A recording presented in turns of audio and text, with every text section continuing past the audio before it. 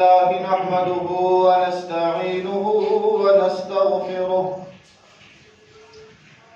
ونعوذ بالله من شرور أنفسنا وسيئات أعمالنا من يهده الله فلا مضل له ومن يضلله فلا هادي له وأشهد أن لا إله إلا الله وحده لا شريك له وأشهد أن محمدًا عبده ورسوله اللهم صل على محمد وعلى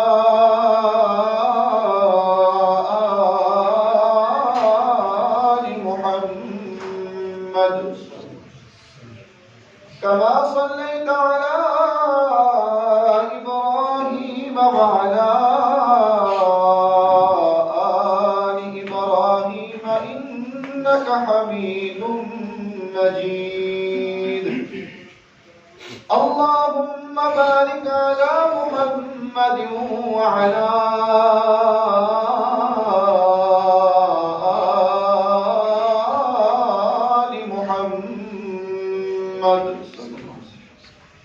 كما باركت على إبراهيم وعلى آل إبراهيم إنك حميد مجيد أما بعد فإن خير الحديث كتاب الله وخير الهدي هدي محمد صلى الله عليه وسلم وشر الأمور محدثاتها وكل محدثة بدعة وكل بدعة ضلالة وكل ضلالة في النار رب اشرح لي صدري ويسر لي أمري واحلل عقدة من لساني يفقهوا قولي رب زدني علما رب زدني علما رب زدنا علما أعوذ بالله من الشيطان الرجيم بسم الله الرحمن الرحيم إن الذين يحبون أن تشيع الفاحشة في الذين آمنوا لهم عذاب أليم في الدنيا والآخرة والله يعلم وأنتم لا تعلمون وقال النبي صلى الله عليه وسلم الحياء شعبة من الإيمان الحياء شعبتان من الإيمان أو كما قال النبي صلى الله عليه وسلم صدق الله مولانا العظيم وصدق رسوله النبي الكريم ونحن على ذلك من الشاهدين والشاكرين والحمد لله رب العالمين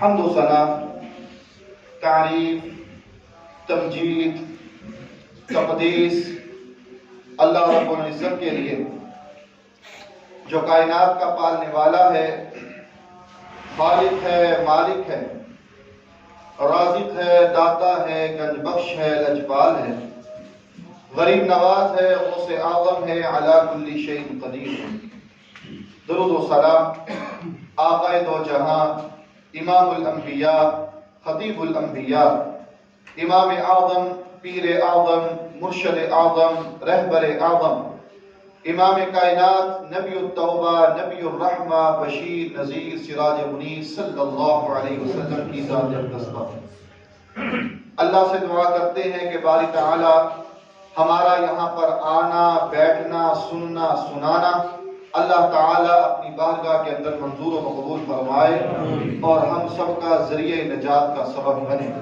اللہ تعالیٰ ہم سب کو بار بار اپنے گھر کی زیارت نصیب فرمائے۔ میرے اللہ نے انسان کی فطرت میں حیا کو رکھا ہے۔ حیا جو ہے میرے اللہ اس کو پسند کرتے ہیں۔ حیا کا ہونا اللہ رب العالمین کی طرف سے انسان کے لیے بہت بڑی نعمت ہے۔ بے حیا ہونا یہ شیطان کی صفت ہے، اور بے حیائی کو پسند کرنا شیطان کو پسندیدہ ہے۔ میرے اللہ نے انسان کے لیے حیا کو پسند کیا ہے۔ شیطان بے حیائی کو پسند کرتا ہے۔ میرے اللہ نے حیا کا حکم دیا ہے، اور شیطان جو ہے وہ اپنے ماننے والوں کو بے حیائی کا حکم دیتا ہے۔ الحیاء من الایمان، حیا جو ہے یہ ایمان کا ایک حصہ ہے۔ حیا ایمان ہے۔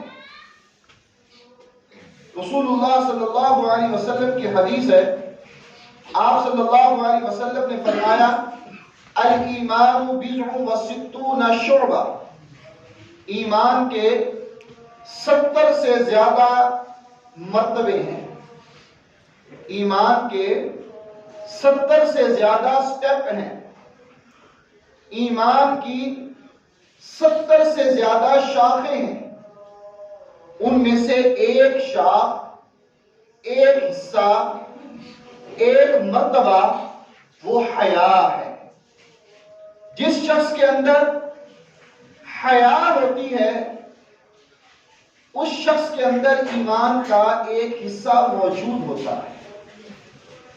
جس انسان کے اندر حیا ہوتی ہے اس شخص کے اندر ایمان موجود ہوتا ہے۔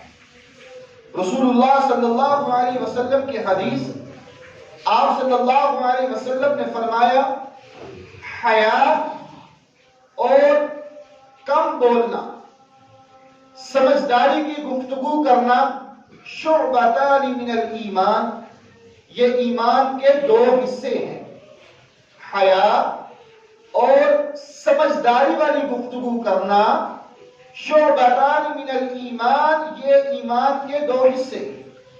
اور آپ صلی اللہ علیہ وسلم نے فرمایا بے حیائی اور بیہودہ گفتگو کرنا، شعبتان من النفاق، یہ منافقت کے حصے ہیں۔ حیا جو ہے یہ ایمان کا حصہ ہے، حیا جو ہے ایمان کا حصہ ہے، اور بے حیائی جو ہے یہ منافقت کا حصہ ہے۔ ایمان والا حیا والا ہے، حیا والا ایمان والا ہے، بے حیائی والا منافق ہے۔ سمجھداری والی بات کرنے والا، اچھی گفتگو کرنے والا، سوچ کر بولنے والا، یہ ایمان والوں کی نشانی ہے۔ اور بیہودہ گفتگو کرنے والا، بس ہر وقت بولتے رہنا، یہ منافق کی نشانی ہے۔ اللہ کے نبی صلی اللہ علیہ وسلم ایک جگہ سے گزر رہے تھے تو 2 بھائی آپس میں کھڑے ہوئے تھے، ان میں سے ایک بھائی دوسرے بھائی کو ڈانٹ رہا تھا۔ آپ صلی اللہ علیہ وسلم نے ان سے پوچھا کہ بتلاؤ تم اپنے بھائی کو کیوں ڈانٹ رہے ہو؟ وہ آگے سے کہنے لگا یا رسول اللہ صلی اللہ علیہ وسلم، یہ میرے بھائی جو ہے اس کو حیا بہت آتی ہے، اس کو شرم بہت آتی ہے، یہ شرماتا بہت ہے، حیا بہت کرتا ہے۔ اللہ کے نبی صلی اللہ علیہ وسلم نے فرمایا اگر یہ بات ہے اس وجہ سے تم اس کو ڈانٹ رہے ہو، دعہ، اس کو تم چھوڑ دو۔ فإن الحیاء لا یأتی الا بخیر، جس شخص کے اندر حیا ہے وہ انسان ہمیشہ خیر پر رہتا ہے، اور جس شخص کے اندر حیا نہیں ہوتی وہ انسان خیر سے نکل جاتا ہے۔ آپ صلی اللہ علیہ وسلم کی حدیث، آپ نے فرمایا الحیاء کلہ خیر، حیا جو ہے وہ سارے کا سارا خیر ہے۔ حیا ہے تو خیر ہے، حیا ہے تو ایمان ہے، حیا ہے تو خیر ہے۔ اگر حیا نہیں ہے تو خیر نہیں ہے، اگر خیر نہیں ہے تو ایمان نہیں ہے۔ یہ حیا جو ہے یہ میرے اللہ رب العالمین کی صفت ہے، اور یہ میرے اللہ کو پسند ہے۔ ان اللہ عز وجل حیی ستیر، کہ اللہ رب العالمین حیا والے ہیں، اور اللہ بہت سارے لوگوں کے گناہوں پر پردہ ڈالنے والے ہیں۔ حیا میرے رب کی صفت ہے، حیا انبیاء کی صفت ہے۔ کان النبی صلی اللہ علیہ وسلم اشد حیاء من العذراء فی خضرها۔ عرب کا طریقہ کار تھا، عرب کا دستور تھا کہ جب بھی کوئی لڑکی جوان ہوتی تو اس بالغ لڑکی کو اس کے لیے ایک کمرہ مخصوص کر دیا جاتا، یا گھر میں ایک پردہ لٹکا دیا جاتا۔ وہ لڑکی جو تھی، وہ جوان لڑکی اپنے کمرے میں رہتی یا پردے کے پیچھے رہتی۔ کوئی ملنے آ رہا ہے، رشتہ دار ہے، کزن ہے، کوئی بڑا انسان ہے، کوئی بھی ملنے آ رہا ہے تو وہ نوجوان لڑکی اپنے کمرے میں ہے، پردے میں ہے۔ حدیث میں آتا ہے کہ محمد الرسول اللہ صلی اللہ علیہ وسلم اس نوجوان لڑکی سے بھی زیادہ حیا کرنے والے تھے۔ وہ لڑکی کیوں کمرے میں گئی؟ وہ لڑکی نوجوان پردے کے پیچھے کیوں گئی؟ حیا کے لیے، حیا کی وجہ سے، تاکہ اس کی نظریں غیر محرم لوگوں پر نہ پڑیں، غیر محرم جو ہیں وہ اس کو نہ دیکھ سکیں۔ تو محمد الرسول اللہ صلی اللہ علیہ وسلم اس نوجوان لڑکی کے حیا سے بھی زیادہ حیا کرنے والے تھے۔ میرا اللہ حیا والا ہے، رسول اللہ صلی اللہ علیہ وسلم حیا والے ہیں۔ سارے انبیاء جتنے بھی گزرے سارے کے سارے حیا والے ہیں۔ سیدنا موسیٰ علیہ السلام بھی حیا والے تھے۔ کان موسیٰ علیہ السلام حییا ستیرا، کہ موسیٰ علیہ السلام حیا کرنے والے تھے، آپ اپنے سطر کا بڑا خیال رکھنے والے تھے۔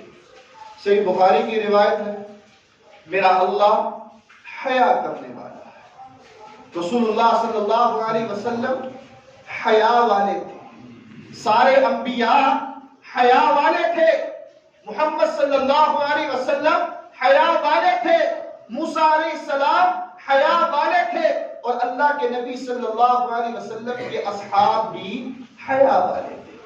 وہ موسیٰ علیہ السلام کے پاس وہ لڑکی آئی تھی نا، آپ اپنی جگہ سے جا رہے ہیں، سفر کر رہے ہیں، دو لڑکے آپس میں لڑ رہے تھے۔ ایک لڑکا موسیٰ علیہ السلام کے قبیلے کا تھا اور ایک دوسرے قبیلے کا تھا۔ جو موسیٰ علیہ السلام کے قبیلے کا تھا اس نے موسیٰ علیہ السلام کو کہا کہ میری مدد کرو۔ موسیٰ علیہ السلام نے ان کو چھڑوانا چاہا، آپ نے دوسرے قبیلے والے لڑکے کو مکہ مارا اور وہ لڑکا مر گیا، فوت ہو گیا۔ اب موسیٰ علیہ السلام اس علاقے کو چھوڑ کر وہاں سے نکلے، اپنے علاقے کو انہوں نے چھوڑا اور مدین پہنچے۔ جب مدین پہنچے تو وہاں کچھ نوجوان لڑکیاں کھڑی تھیں، پانی کا حوض تھا، تالاب تھا، لوگ جو تھے وہ اپنے جانوروں کو وہاں سے پانی پلا رہے تھے۔ اب موسیٰ علیہ السلام دیکھ رہے ہیں کہ مرد اپنے جانوروں کو پانی پلا رہے ہیں اور نوجوان لڑکیاں پیچھے کھڑی ہوئی ہیں۔ موسیٰ علیہ السلام نے ان لڑکیوں سے پوچھا کہ تم اپنے جانوروں کو پانی کیوں نہیں پلا رہی؟ وہ نوجوان لڑکیاں کہنے لگیں کہ جب یہ مرد فارغ ہو جائیں گے، جب مرد اپنے جانوروں کو پانی پلا کر یہاں سے چلے جائیں گے، اس کے بعد ہم اپنے جانوروں کو پانی پلائیں گی اور اپنے گھر میں چلی جائیں گے۔ اس کا کیا مطلب ہے کہ وہ نوجوان لڑکیاں جو تھیں وہ حیا والی تھیں، وہ نوجوان لڑکیاں پردے والی تھیں، وہ یہ پسند نہیں کرتی تھی کہ مردوں میں گھس کر اپنے جانوروں کو پانی پلاتی اور واپس چلی جاتی۔ ان کو یہ گوارا نہ، ان کو یہ پسند نہ۔ موسیٰ علیہ السلام نے ان کے ساتھ ہمدردی کی اور ان کے جانوروں کو لیا اور ان کو پانی پلایا اور جا کر ان لڑکیوں کے حوالے کیے، اور وہ لڑکیاں جو تھیں وہ اپنے گھر چلی گئیں۔ لڑکیاں جب گھر پہنچی تو باپ نے دیکھا کہ آج میری بیٹیاں جو ہیں وہ وقت سے پہلے گھر آ گئی، کیا معاملہ ہے؟ آگے بھی جانور کو لے کر جاتی ہیں، پانی پلانے کے لیے جاتی ہیں اور ٹائم کتنا لگتا ہے، آج وقت سے پہلے آ گئی ہیں۔ باپ نے اپنی بیٹیوں سے پوچھا کیا وجہ ہے، آج وقت سے پہلے کیسے آنا ہوا؟ بیٹیوں نے ساری بات، سارا واقعہ بتلایا۔ اب اس کا مطلب ہے کہ جو عزت دار باپ ہوتا ہے وہ اپنی بیٹی کے آنے کے وقت کا بھی خیال رکھتا ہے۔ بیٹی لیٹ کر آئے تو اس سے بھی پوچھا جائے، اور اگر بیٹی وقت سے پہلے گھر آئے تو پھر اس سے بھی پوچھا جائے کیا معاملہ ہے۔ باپ نے پوچھا کیا معاملہ ہے، ساری بات بتلائی۔ وہ باپ کون تھا؟ سیدنا شعیب علیہ السلام۔ اب شعیب علیہ السلام کی وہ دو بیٹیاں تھیں۔ قرآن مجید میں یہ واقعہ بڑی تفصیل کے ساتھ بیان ہے، میں نے خلاصہ آپ کے سامنے رکھا ہے۔ اب جب باپ کو پتا چلا تو شعیب علیہ السلام نے دو لڑکیوں میں سے ایک کو بھیجا کہ جاؤ ان کو بلا کر لاؤ، ایک گھر میں ہے اور ایک بلانے کے لیے۔ پہلے دونوں بیٹیاں شعیب علیہ السلام کی پانی پلانے کے لیے جانوروں کو لے کر گئی ہوئی تھی۔ اب جب واپس آئیں تو دونوں میں سے ایک کو بھیج دیا اور ایک گھر میں ہے۔ میرے رب نے قرآن میں کیا کہا؟ فَجَاءَتْهُ إِحْدَاهُمَا تَمْشِي عَلَى اسْتِحْيَاءٍ، فَجَاءَتْهُ، وہ ایک لڑکی گئی، وہاں پہ گئی کس کو لینے کے لیے؟ موسیٰ علیہ السلام کو لینے کے لیے۔ تمشی علی استحیاء، اس کے چلنے میں بھی بہت زیادہ حیا تھا، اس کے چلنے میں بھی بہت زیادہ حیا تھا۔ اور اس آیت کی تفسیر میں سیدنا عمر بن خطاب رضی اللہ تعالی عنہ فرمایا کرتے تھے کہ اس سے مراد یہ ہے کہ اس لڑکی نے اپنے چہرے کے اوپر کپڑا ڈالا ہوا تھا، پردہ کیا ہوا تھا، پردے کے ساتھ وہ جا رہی تھی۔ میرے اللہ حیا والے، میرے نبی صلی اللہ علیہ وسلم حیا والے، تمام انبیاء حیا والے، سیدنا موسیٰ علیہ السلام حیا والے۔ اس کے بعد اس لڑکی کے ساتھ آپ کا نکاح ہوا، وہ نکاح میں آنے والے لڑکی جو تھی وہ بھی حیا والی۔ اور اللہ کے نبی صلی اللہ علیہ وسلم نے اپنی دو بیٹیوں کا نکاح جس کے ساتھ کیا وہ کون تھے؟ سیدنا عثمان بن عفان رضی اللہ تعالی عنہ تھے، وہ بھی حیا والے تھے، وہ بھی حیا والے تھے۔ اشد حیاء احیاء من امتی عثمان بن عفان رضی اللہ تعالی عنہ۔ آپ صلی اللہ علیہ وسلم نے فرمایا کہ میری پوری امت میں سے سب سے زیادہ حیا والے عثمان رضی اللہ تعالی عنہ تھے۔ وہ معروف روایت ہے، معروف حدیث۔ اللہ کے نبی صلی اللہ علیہ وسلم اپنے گھر میں بیٹھے ہوئے ہیں، آپ نے کپڑا باندھا ہوا تھا۔ جب انسان اپنے گھر میں بیٹھتا ہے تو بغیر کسی تکلف کے بیٹھتا ہے، بڑے آرام سے آپ بیٹھے ہوئے تھے۔ آپ نے جو کپڑا باندھا ہوا تھا وہ آپ کی ران سے پیچھے ہٹ گیا، آپ کا کپڑا آپ کی ران سے سرک گیا، پیچھے ہٹ گیا۔ اتنے میں سیدنا ابو بکر رضی اللہ تعالی عنہ دروازے پر آئے، انہوں نے دستک دی، آپ سے اجازت چاہی، آپ آرام سے بیٹھے ہوئے ہیں، کپڑا پیچھے ہے۔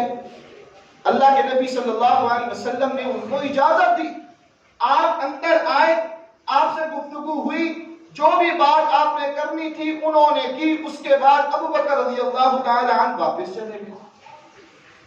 اس کے بعد سیدنا عمر فاروق رضی اللہ تعالی عنہ آئے، اجازت طلب کی، آپ نے اجازت دی، آپ اندر تشریف لائے۔ اللہ کے نبی صلی اللہ علیہ وسلم ویسے بیٹھے ہوئے ہیں، آپ کی ران سے کپڑا پیچھے ہٹا ہوا ہے، گفتگو ہوئی، عمر فاروق رضی اللہ تعالی عنہ بھی واپس چلے گئے۔ اس کے بعد سیدنا عثمان رضی اللہ تعالی عنہ وہ آئے، دروازے پر دستخط دی، آپ سے اجازت طلب کی۔ اللہ کے نبی صلی اللہ علیہ وسلم فوراً سیدھے ہوئے، اپنے کپڑے کو آپ نے درست کیا، اجازت دی، عثمان اندر آئے، بات چیت ہوئی، جو گفتگو کرنی تھی وہ گفتگو ہوئی۔ اس کے بعد سیدنا عثمان رضی اللہ تعالی عنہ واپس چلے۔ آپ صلی اللہ علیہ وسلم کے گھر میں اس وقت آپ کی دو بیویاں موجود تھیں، ایک کا نام سیدنا عائشہ رضی اللہ تعالی عنہا، سیدہ عائشہ رضی اللہ تعالی عنہا، اور دوسری بیوی سیدہ حفصہ رضی اللہ تعالی عنہا۔ یہ دونوں بیویاں اس وقت آپ کے گھر میں موجود تھیں۔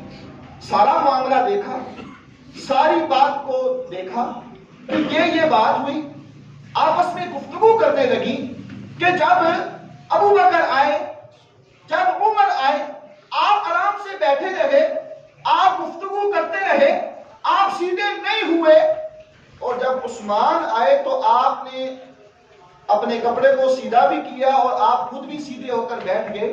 کیا معاملہ؟ دونوں بیویاں سیدہ عائشہ رضی اللہ تعالی عنہا، ان کے باپ کا نام ابو بکر رضی اللہ تعالی عنہ، اور سیدہ حفصہ رضی اللہ تعالی عنہا، ان کے باپ کا نام، ان کے والد کا نام سیدنا عمر رضی اللہ تعالی عنہ۔ دونوں بیویاں اللہ کے نبی صلی اللہ علیہ وسلم کے پاس آئیں، آ کر کہنے لگی، یا رسول اللہ صلی اللہ علیہ وسلم، شکایت نہیں، شکوہ نہیں ہے، بس ذہن میں بات آئی ہے، اس ذہن کو کلیئر کرنے کے لیے آپ سے یہ بات کرنے لگی۔ فرمایا کیا؟ کہا اللہ کے نبی صلی اللہ علیہ وسلم، میرا باپ آیا، آپ بیٹھے رہے، آپ نے گفتگو کی، وہ چلی گئی، لیکن جب عثمان آئے تو آپ سیدھے ہوئے، آپ نے اپنے کپڑے کو سیدھا کیا۔ کیا معاملہ ہے؟ اس کی کیا حقیقت ہے؟ محمد رسول اللہ صلی اللہ علیہ وسلم نے فرمایا، انا استحیی من رجل تستحیی منہ الملائکہ، میری بیویوں سن لو، میں اس شخص سے حیا نہ کروں جس شخص کا حیا آسمان کے فرشتے کرتے ہیں، میں اس کا حیا نہ کروں۔ عثمان تو وہ ہستی ہے، وہ ذات ہے کہ جس کا حیا آسمان کے فرشتے کرتے ہیں، میں اس کا حیا نہ کروں۔ اللہ حیا والے، رسول اللہ صلی اللہ علیہ وسلم حیا والے، سارے انبیاء حیا والے، موسیٰ علیہ السلام حیا والے، اللہ کے نبی صلی اللہ علیہ وسلم کے اصحاب حیا والے۔ میرے اللہ کو حیا بہت پسند ہے، اور بے حیائی، بے شرمی، بے غیرتی میرے اللہ کو پسند نہیں، میرے اللہ اس کو پسند نہیں کرتے۔ اٹھائیے قرآن 18واں پارہ، سورۃ النور ہے، سورۃ النور میں میرے اللہ نے عورتوں کے حوالے سے بہت زیادہ مسائل اس میں بیان کیے۔ اس سورت میں ایک آیت ایسی ہے جس میں میرے رب نے بڑی سخت وعید بیان کی، بڑی سخت بات میرے اللہ نے وہاں پر کی۔ وہ کیا ہے؟ ان الذین یحبون ان تشیع الفاحشۃ فی الذین آمنوا لهم عذاب علیم فی الدنیا والآخرہ واللہ یعلم وانتم لا تعلمون۔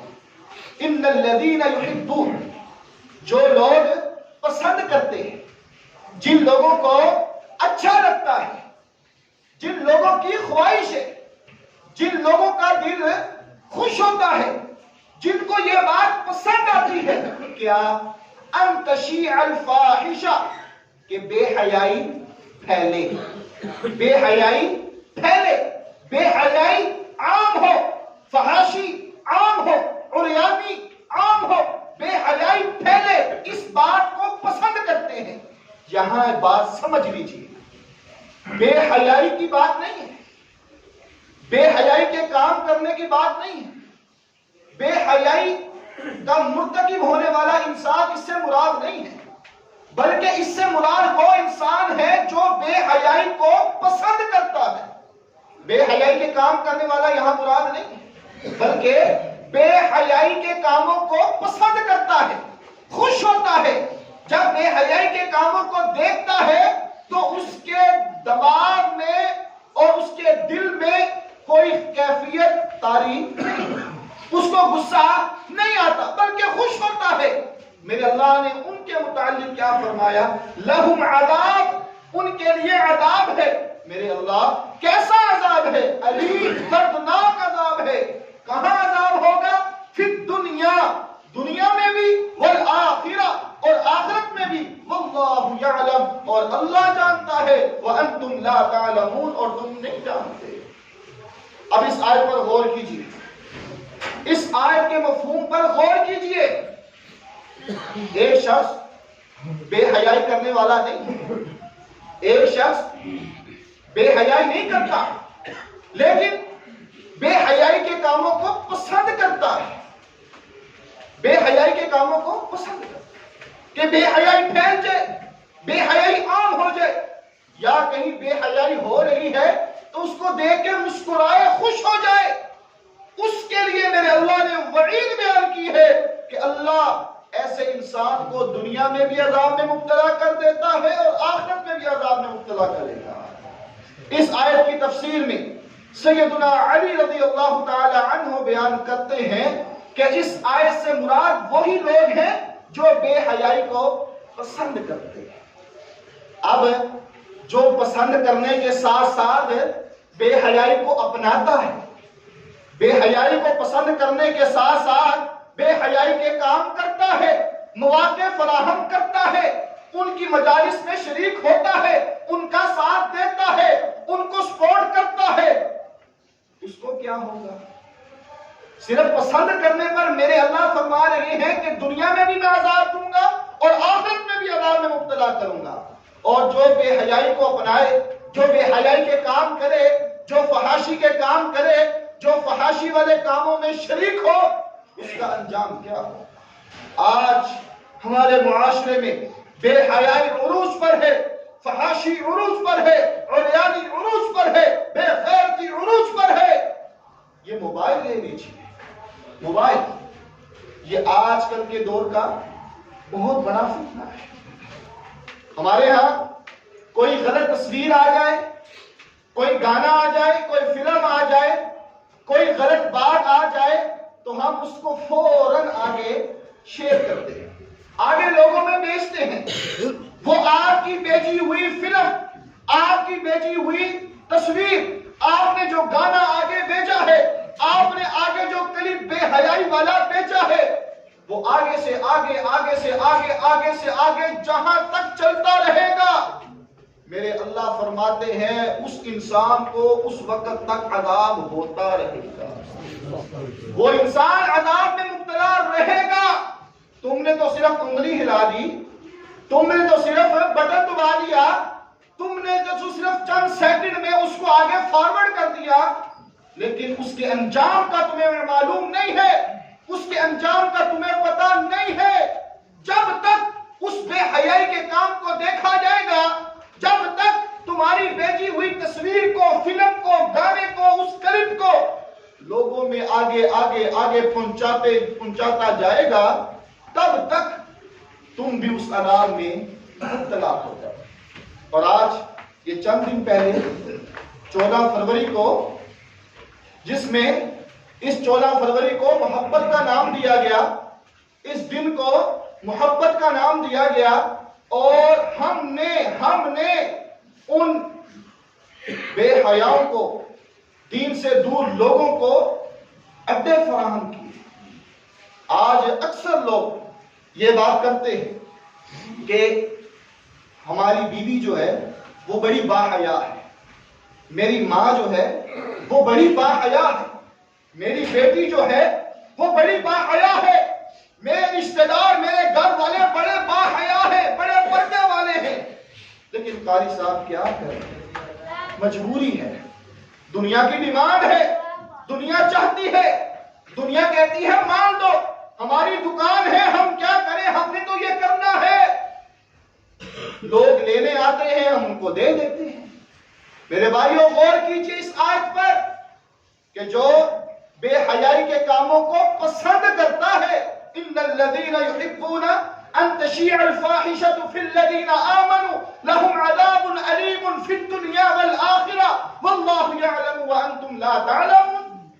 جو بے حیائی کے کاموں کو پسند کرتا ہے، اس کو عذاب یہ ہے کہ دنیا میں بھی اللہ کا عذاب ہوگا اور آخرت میں بھی اللہ کا اس کو عذاب ہوگا۔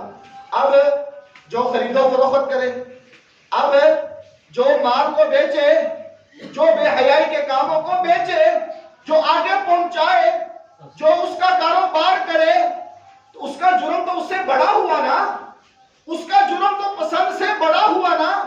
آج دنیا کے روپوں کے لیے، آج دنیا کے مال کے لیے، آج تھوڑے سے دولت اور تھوڑی سی شہرت کے لیے ہم حرام کاروبار کرتے ہیں، ایسی چیزوں کو فروخت کرتے ہیں جس سے بے حیائی پھیلتی ہے، جس سے معاشرے میں فحاشی پھیلتی ہے، جس سے معاشرے میں عریانی پھیلتی ہے۔ رسول اللہ صلی اللہ علیہ وسلم کے فرمان کو ذہنوں میں بٹھائیے، پسند پر اتنا عذاب ہے تو جو ان کی مجالس میں شرکت کرتا ہے، جو اس مال کو بیچتا ہے، اس کا مقام کیا ہوگا، اس کو عذاب کیسا ہوگا؟ وہ تو بڑا مجرم ہے۔ پسند کے مجرم کو یہ عذاب ہے کہ دنیا میں بھی عذاب اور آخرت میں بھی عذاب ہے۔ رسول اللہ صلی اللہ علیہ وسلم کی حدیث کو اپنے ذہنوں میں بٹھائیے۔ آپ صلی اللہ علیہ وسلم نے فرمایا، ما ظہر من رجل قط الا سلط اللہ الموت الا سلط اللہ علیہ الموت۔ آپ صلی اللہ علیہ وسلم کی حدیث ہے کہ جس قوم میں بے حیائی عام ہو جائے، جس قوم میں فحاشی عام ہو جائے، جس قوم میں بے غیرتی عام ہو جائے، میرے اللہ ایسی قوموں میں موت کے عذاب کو مسلط کر دیتا ہے۔ آج پتہ نہیں، صبح تو گیا تھا، شام کو مر گیا، صبح تو ٹھیک گیا، کوئی بیماری نہیں، کچھ نہیں تھا، فون آیا کہ ہارٹ اٹیک، مر گیا۔ سلط اللہ علیہ الموت، میرا رب ایسی قوموں پر موتوں کے عذاب کو مسلط کر دیتا ہے۔ اور دوسری روایت آپ صلی اللہ علیہ وسلم نے فرمایا کہ جس انسان میں بے حیائی یعلن بہا، بے حیائی اعلانیہ طور پر ہو، بے حیائی اعلانیہ طور پر ہو، یہ ویلنٹائن ڈے جو منایا جاتا ہے یہ اعلانیہ بے حیائی ہے۔ دکاندار بھی جانتا ہے، خریدنے والا بھی جانتا ہے کہ یہ بے ایمان کس لیے یہ چیز کو خرید رہا ہے، اس میں کسی ماں کو جا کر دینا ہے، کسی کی بہن کو جا کر دینا ہے، کسی کی بیٹی کو جا کر دینا ہے۔ دکاندار بھی جانتا ہے، خریدنے والا بھی جانتا ہے، بیچنے والا بھی جانتا ہے کہ اس نے اس کے ساتھ کیا کام کرنا ہے۔ اور ہمارے ہاں یہ سوچ بھی پائی جاتی ہے کہ جتنی بے حیائی زیادہ ہوگی، جتنا ویلنٹائن ڈے زیادہ منایا جائے گا، اتنا چیز کا ریٹ جو ہے وہ زیادہ ہوگا۔ ہمارے ہاں یہ سوچ ہے۔ رسول اللہ صلی اللہ علیہ وسلم نے فرمایا کہ جس قوم میں، جس معاشرے میں بے حیائی اعلانیہ طور پر کی جائے گی، میرے اللہ ایسے لوگوں پر 2 قسم کے عذاب مسلط کر دے گا۔ 2 قسم کے عذاب۔ ان میں سے پہلے نمبر پر اللہ ایسی بیماری میں مبتلا کر دے گا جس کا ہمارے آباء و اجداد نے سنا ہی نہیں ہوگا۔ ہمارے آباء و اجداد کو پتہ ہی نہیں ہوگا، ہمارے پچھلوں کو پتہ ہی نہیں ہوگا، ہمارے پچھلوں نے اس کے بارے میں سنا ہی نہیں ہوگا۔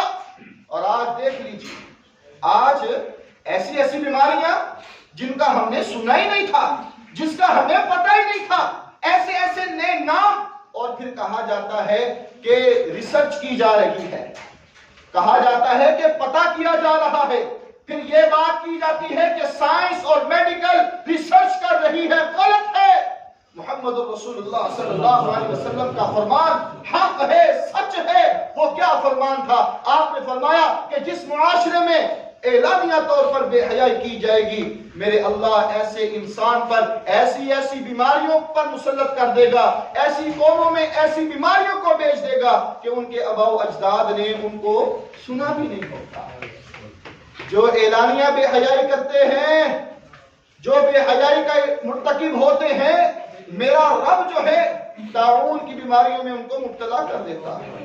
اور آج دوڑائی اپنے معاشرے کی طرف، بے حیائی ہو رہی ہے، اعلانیہ ہو رہی ہے، اور آپ صلی اللہ علیہ وسلم نے فرمایا کہ میرے اللہ ایسی قوموں پر موتوں کو مسلط کر دیتے ہیں، میرے اللہ ایسی قوموں پر ایسی ایسی بیماریوں کو مسلط کر دیتے ہیں جن کا ان کو پتہ ہی نہیں ہوتا۔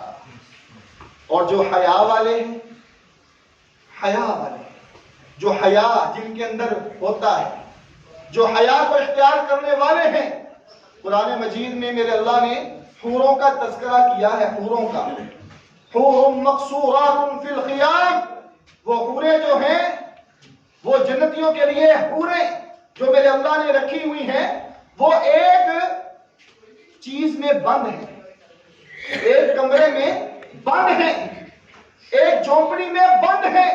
لم یطمثہن انس قبلہم ولا جان، ان کو نہ کسی انسان نے چھوا ہے اور نہ ہی کسی جن نے چھوا ہے، وہ تو ایسی پاکیزہ ہے۔ اس کا کیا مطلب ہے؟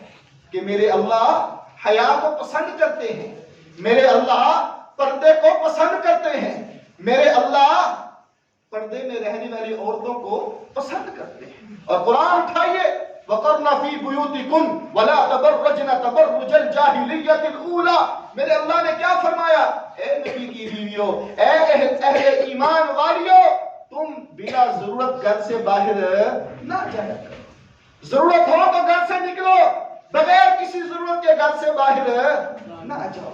آج ضرورت اس بات کی ہے، ہمیں سوچنا ہوگا، فیصلہ کرنا ہوگا، کیا ہم دنیا کا عذاب چاہتے ہیں اور آخرت کا عذاب چاہتے ہیں اور دردناک عذاب چاہتے ہیں، یا ہم باحیا قوم بننا چاہتے ہیں، یا ہم ان صفات کو اپنانا چاہتے ہیں جو اللہ کی صفات ہیں، یا ہم ان چیزوں کو اپنانا چاہتے ہیں جو میرے رب نے جن کا حکم دیا۔ آج اپنی اولاد کو اعلیٰ تعلیم کے لیے لے کر جاؤ، ضرورت کے تحت گھر سے اگر جانا پڑتا ہے تو جائیں، لیکن عزت کا خیال رکھیں، حیا کا خیال رکھیں، اپنی اوقات کا خیال رکھیں۔ جہاں حیا کے حوالے سے، بے حیائی کے حوالے سے ہماری اولاد ذمہ دار ہے، وہاں والدین بھی کسی موڑ پر بے حیائی کے ذمہ دار ضرور ہیں۔ ہمیں چاہیے کہ ہم حیا والا کردار اپنائیں، ہمیں چاہیے کہ ہم حیا کو اپنائیں، اپنی گھروں میں، اپنی قوموں میں، اپنے معاشرے میں حیا کی فضا کو قائم کریں۔ کیوں؟ کیونکہ حیا میرے اللہ کو پسند ہے، اور بے حیائی جو ہے یہ کس کی صفت ہے؟ شیطان کی صفت ہے، اور یہ شیطان کو پسند ہے۔ آخری بات، وہ شیطان سورۃ الاعراف قرآن مجید میں جا کر اس سورت کا ترجمہ پڑھیں، اس کے آغاز میں ہی اللہ نے پورا واقعہ بیان کیا ہے، وہ آدم علیہ السلام کا اور اماں حوا کا۔ مختصر سی بات، شیطان نے برگلایا، اور کیا مقصد تھا؟ کہ وہ جو جنتی لباس ہے نا، میں اس کو اتروا دوں۔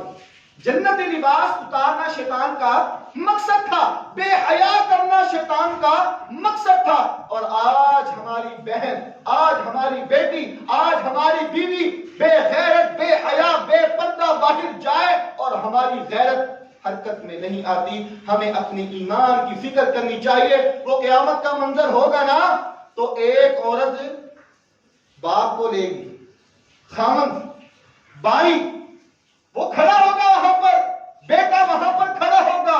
ذمہ داری ہے. آج ہماری ذمہ داری ہے, باپ کی ذمہ داری ہے, بھائی کی ذمہ داری ہے, خامند کی ذمہ داری ہے, بیٹے کی ذمہ داری ہے کہ اپنی ماؤں بہنوں کو پردہ کروائیں, شریعت کے مطابق ان کو حیا والا بنائیں. اسی میں ہماری کامیابی ہے, اسی میں ہماری کامرانی ہے. ان کو سمجھائیں کہ حیا میرے رب کو پسند ہے اور بے حیا جو ہے وہ شیطان کو پسند ہے. حیا جو ہے میرے رب کی صفت ہے اور بے حیائی جو ہے وہ شیطان کی صفت ہے. اللہ ہمارے گھروں کو اسلامی گھر بنائے. اللہ ہمارے گھروں میں حیا کی فضا کو قائم کر دے. اللہ ہمارے گھروں میں اسلامی ماحول پیدا کر دے اور ہمارے گھروں میں اللہ سکون نصیب فرما دے. وآخر دعوانا الحمدللہ.